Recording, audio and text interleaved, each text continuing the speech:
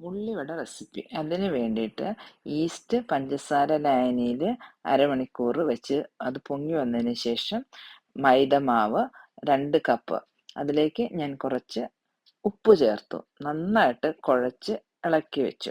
എന്നിട്ട് അതൊന്ന് മൂടി വെച്ചു. ഇത് 2 മണിക്കൂറിന് ശേഷത്തേക്കും കുറേ പൊങ്ങി വന്നു.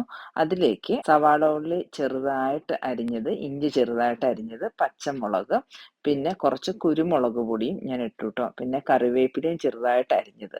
എല്ലാം കൂടെ ഞാൻ നന്നായിട്ട് അങ്ങ് മിക്സ് ചെയ്ത് വെച്ചു. എന്നിട്ട് ഞാൻ പിന്നെയും ഒന്ന് മൂടി വെച്ചു.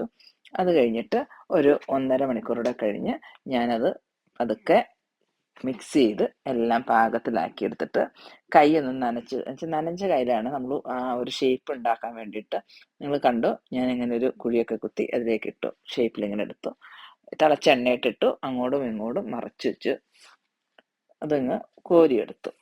ഇതാണ് ഞാൻ ഉണ്ടാക്കി